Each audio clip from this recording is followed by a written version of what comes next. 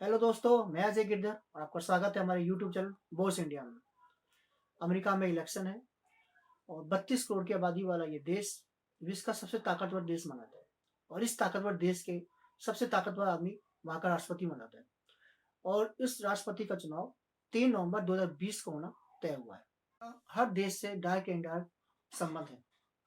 अगर अमेरिका में कुछ भी होता है तो उसका असर पूरे विश्व में पड़ता है।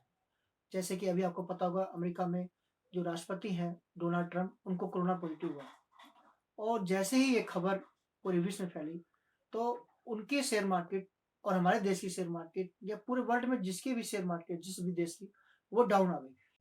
अमेरिका का डाउ जोन्स और नास्डैक और हमारे देश का सेंसेक्स और निफ्टी काफ़ी नीचे आ गया था। अमेरिका में राष्ट्रपति पद का जो चुनाव होता है वो हर 4 साल में होता है। अमेरिका में राष्ट्रपति पद के लिए जो चुनावी साल होता है हर 4 साल में जो आता है वो नवंबर महीने के पहले वीक में जो पहला सोमवार आएगा उसके बाद जो मंगलवार आएगा उसी तारीख को वो तय होता है। इस बार वह तारीख 3 नवंबर 2020 है। पिछले साल वो तारीख यानी कि 2016 में पिछले इलेक्शन में वो तारीख 8 नवंबर। राष्ट्रपति पद का जो भी उम्मीदवार है उसकी उम्र कम से कम 35 साल होनी चाहिए। वह 14 वर्ष तक अमेरिका में रहा हो और उसका जन्म अमेरिका में हुआ हो। ये राष्ट्रपति पद की योग्यता है। अमेरिका में इलेक्टोरल कॉलेज के द्वारा ही चुनाव संपन्न किया जाता है। जिस तरह इंडिया के अंदर इलेक्शन कमीशन या चुनाव आयोग पूरी इलेक्शन की प्रक्रिया करता है, उसी तरह से अमेरिका में इलेक्टोरल कॉलेज पूरे चुनाव को संपन्न कराता है। अमेरिका के अंदर भारत की तरह ही 2 सदन होते हैं। पहला सदन होता है रिप्रेजेंटेटिव और दूसरा होता है सीनेट। रिप्रेजेंटेटिव जो होते हैं उनकी टोटल संख्या 438 होती है और सीनेट की संख्या 100 होती है, जो इस बार 2020 के इलेक्शन में वो कुल 33 है। और अब राष्ट्रपति पद के उम्मीदवार के लिए राष्ट्रपति के लिए उम्मीदवार का चयन किया जाता है। उसके लिए अमेरिका में 2 तरीके अपनाए जाते हैं। पहला तरीका होता है प्राइमरी और दूसरा होता है कॉक्स। प्राइमरी तरीके में क्या होता है कि जो लोग इकट्ठे होते हैं स्कूल में, सार्वजनिक स्थान पर, वह मत पद के जरिए अपना सिलेक्शन करते हैं कि हमें इसको राष्ट्रपति चुनना है।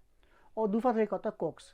कॉक्स में भी यही तरीका है, लेकिन उसमें क्या है कि आप उसमें जितने भी लोग इकट्ठे होते हैं वो अपनी पार्टी के उम्मीदवार के लिए हाथ उठाकर उसका सिलेक्शन करते हैं। अमेरिका संविधान के अनुच्छेद 2 में अमेरिकी राष्ट्रपति के चुनाव की पूरी प्रक्रिया बताई गई है। इलेक्शन में जिस भी उम्मीदवार को 270 इलेक्टोरल मत मिल जाते हैं वही राष्ट्रपति माना जाता है और उसी को नेक्स्ट ईयर 20 जनवरी को शपथ दिलाई जाती है। जैसे भारत के अंदर लोकसभा के इलेक्शन से प्रधानमंत्री का चुनाव होता है, उसी तरह से ही अमेरिका के अंदर भी 2 ही तरीके से राष्ट्रपति का चुनाव होता है। वहाँ पर सिर्फ 2 ही पार्टियाँ हैं। हमारे हिंदुस्तान की तरह बहुत सारी पार्टियाँ नहीं हैं। 2 पार्टियाँ, उनमें जो उनका नाम है रिपब्लिकन पार्टी और दूसरा है डेमोक्रेट पार्टी। रिपब्लिकन पार्टी का जो चुनाव चिन्ह है वो लाल रंग का होता है और डेमोक्रेट पार्टी का चुनाव चिन्ह नीले रंग का होता है। अभी रिपब्लिकन पार्टी के जो उम्मीदवार हैं वो डोनाल्ड ट्रंप है, जो पिछली बार 2016 में भी राष्ट्रपति बने और अभी वो दोबारा इलेक्शन लड़ रहे हैं।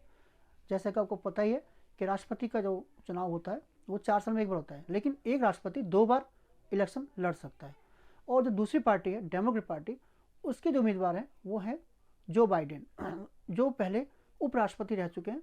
इससे पहले जो बराक ओबामा राष्ट्रपति थे उस टाइम में जो बाइडेन भी देश के उपराष्ट्रपति रह चुके हैं।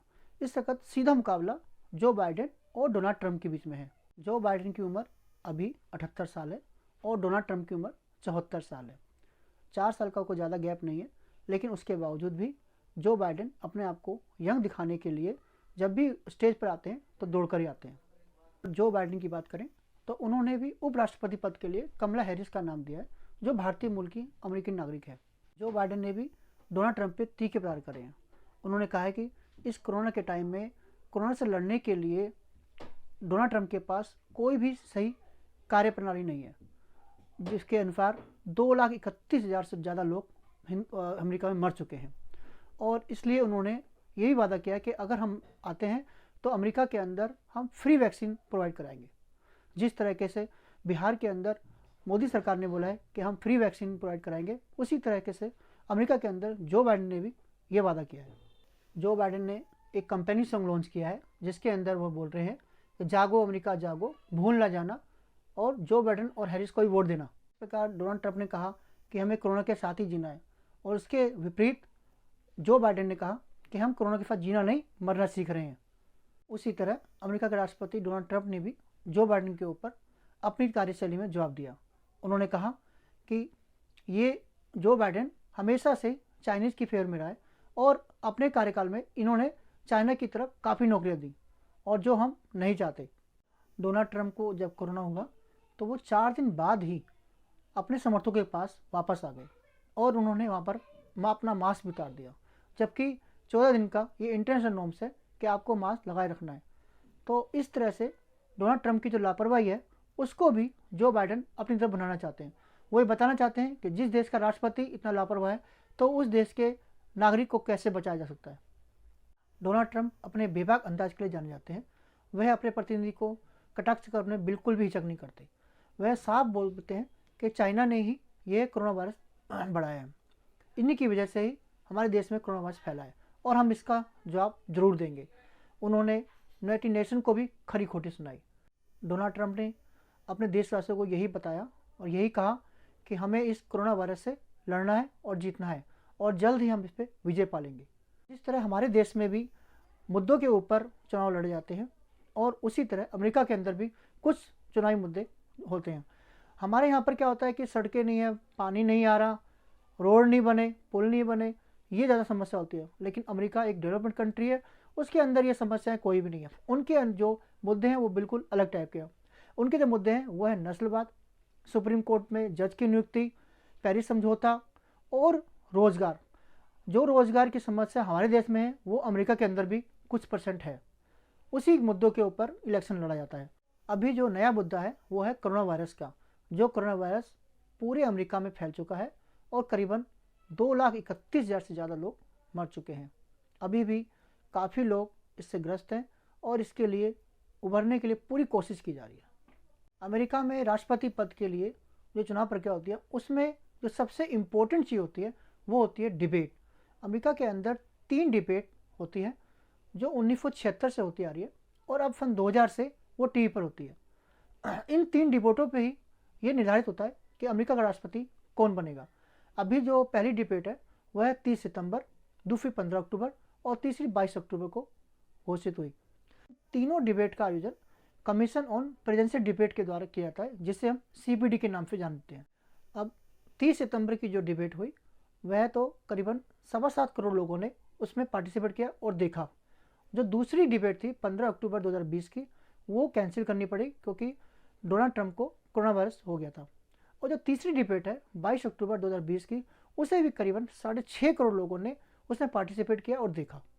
उनकी 3 डिबेटों से एक डिबेट के मैं आपको कुछ अंश दिखाना चाहता हूँ, देखिए। Joe Biden seizing on a final primetime moment of the 2020 election to make their closing arguments to voters. We're fighting it and we're fighting it hard. I will take care of this. I will end this. I will make sure we have a plan. Just 12 days before the election and nearly 3 weeks after President Trump announced he had tested positive for COVID-19, though he has since tested negative for the virus, the two candidates again clashing over President Trump's handling of the coronavirus. We can't close up our nation. 220,000 Americans dead.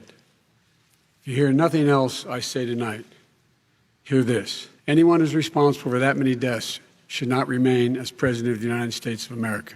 President Trump also reiterating that the pandemic has left New York a ghost town. It's a ghost town. And when you talk about plexiglass, these are restaurants that are dying. These are businesses with no money. It's dying. Everyone's leaving New York. Take a look at what New York has done in terms of turning the curve down in terms of the number of people dying.